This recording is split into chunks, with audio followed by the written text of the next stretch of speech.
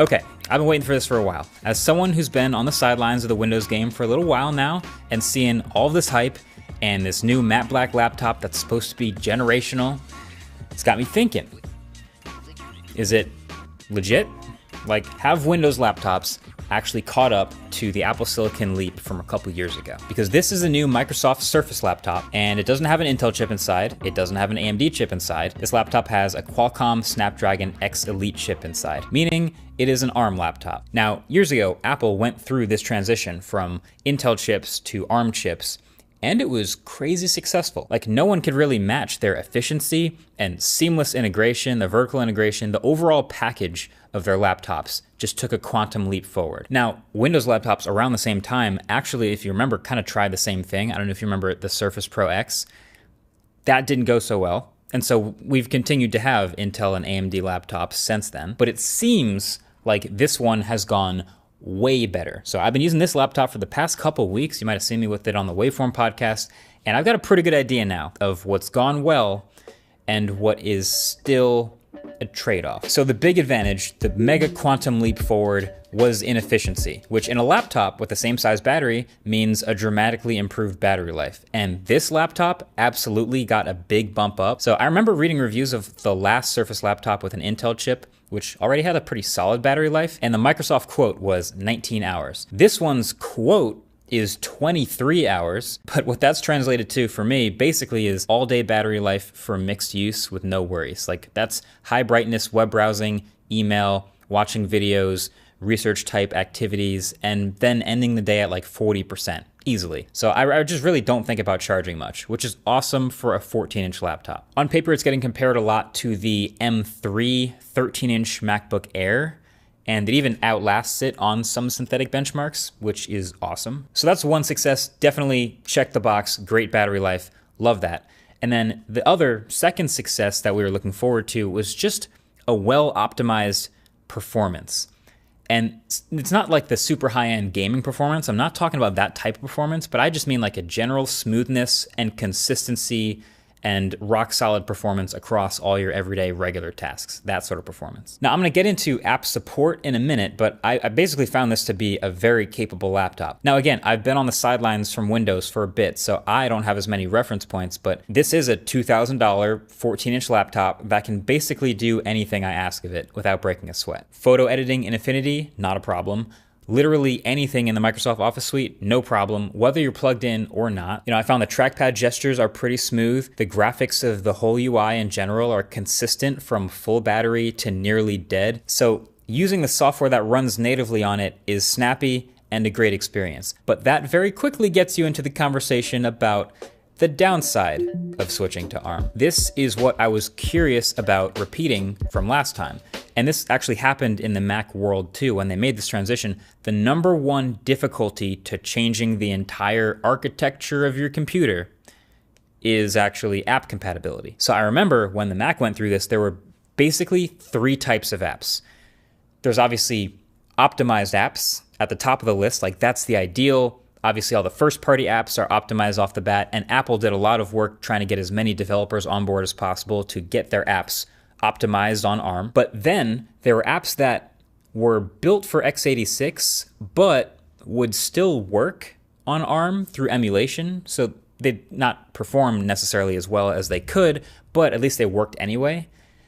And then there were apps that just didn't work at all. So right now, for Windows on ARM, you have these three types of apps again, and my assessment is that at this very moment, there's pretty good support for native apps as far as things people use every day, but it's definitely still not perfect. So okay, Photoshop and Lightroom CC run native, Chrome, Spotify, Prime Video, Dropbox, Zoom. Like, there's a lot of popular apps across the board that just run natively, and they're super smooth and they're great. They don't hit battery hard at all. Love that. So then there are some apps that I use that don't support Windows on ARM, but do get emulated. So they still work, technically. So Lightroom Classic is a big one.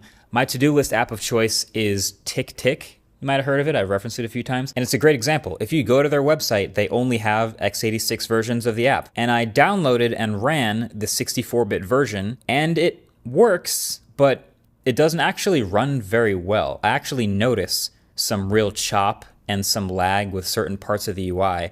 And it's not even that heavy of an app. It's just a to-do list app. And there's a long list of apps in this sort of limbo phase where you don't necessarily know if there's going to be an ARM native app around the corner or not, because adoption's not super high. It's not really a huge incentive for them to make one yet, but you can still use it. It's just not going to be the ideal experience. It might churn through battery a little bit quickly, but it still works. But then there are just apps that straight up don't work at all yet.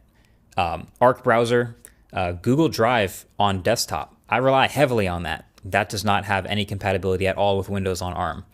VMware doesn't work. A lot of VPNs don't work. And a lot of games straight up don't run. Like some of them are uncompatible, but also a lot of them, which might have ordinarily run, have anti-cheat software that doesn't run on Windows on ARM, so the game just doesn't work at all. And there's even some apps that actually, now that I think about it, are compatible, but their websites for the companies that make them don't actually highlight or prominently show the download for the ARM version, so it's kind of confusing and it's hard to find. So it's just kind of all over the place right now. So my take here is, look, if you are at all considering a Windows ARM laptop, specifically look up the apps that you have to use and make sure they're at least compatible, at least emulatable. Because there might be some promises of ARM versions coming soon or just statements from a developer. I've seen lots of those, but just check the programs that you know you're gonna need to work, because depending on who you are, you could be totally covered and fine or totally out of luck. So there are a couple Windows ARM laptops out there. This is the one I obviously chose to mess with, the premium matte black one with the Snapdragon X Elite.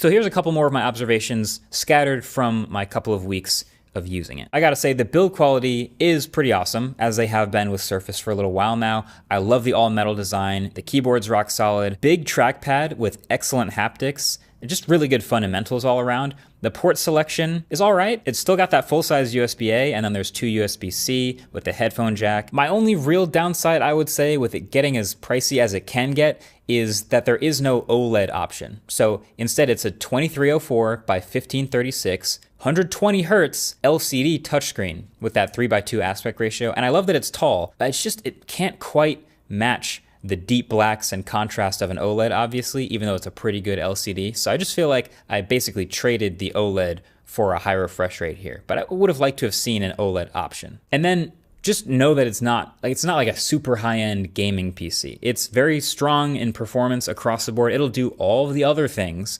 but similar to Apple's M series laptops, like it's a built-in GPU. It's not going to be as powerful as a dedicated GPU. So don't expect, I mean, you can still play some games, sure, but you're not getting this laptop to max out frame rates in Elden Ring or something. If you study the benchmarks enough, you'll find that these chips have a lot of cores, but weaker individual performance on like a single core basis. So it's good at throwing a lot of cores at tasks and getting things done.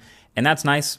Just note that. And it's generally pretty good at staying cool and not spinning up the fans, which I also think is great. And then of course, this is also one of the very first Copilot PCs. So it's got the dedicated Copilot button on the keyboard. And so yeah, this chip has an NPU, which does specific AI related processing. Things like the studio camera effects that are built into the camera, or the forced artificial eye contact in the camera. And it'll do it without pulling anything from the CPU or GPU. And of course, you can always hit that Copilot button to talk to Microsoft Copilot, ask it anything, the same way you'd talk to Bing or ChatGPT or Gemini. But overall, this laptop is a good start, I think. I mean, I've been waiting personally for a premium built matte black Windows laptop for a while on ARM, and this is that. It's actually what we've been waiting for. I think the question really is, does the software you use work on ARM? Like, that's the main question you should be considering when thinking about if you're gonna buy one of these things. Now, before you go, here's a question. Have you ever looked at a laptop or smartphone and wondered what's going on inside it? Because channel sponsor Dbrand has your answers. Now, you've seen for years now, one of my favorite party tricks has been this sheet of magnet paper. You just lay it down on any device to see where a few of the internals are, like the MagSafe magnet array or the speaker. Dbrand's X-ray line takes that magnet paper experience to a whole nother level, letting you see basically every single component inside your device. And yes, this is an actual legit x-ray of that device. Yes, Dbrand took hundreds of devices to a metrology lab and literally shot each one of them with a special x-ray machine for maximum accuracy. And they also made a light mode version of every x-ray. So personally, I am into the dark mode version, but hey, if you don't want to have to choose, if you buy any x-ray skin, you'll get the other colorway for free with your order. So if that sounds like a good deal to you, I'll leave a link for you to check them out below. It's dbrand.com/xray. But yeah, that's been it. Let me know what you think of the Surface laptop, of the whole Windows on ARM thing. I'll check out the comments, but either way, let me know. Catch you guys in the next one. Peace.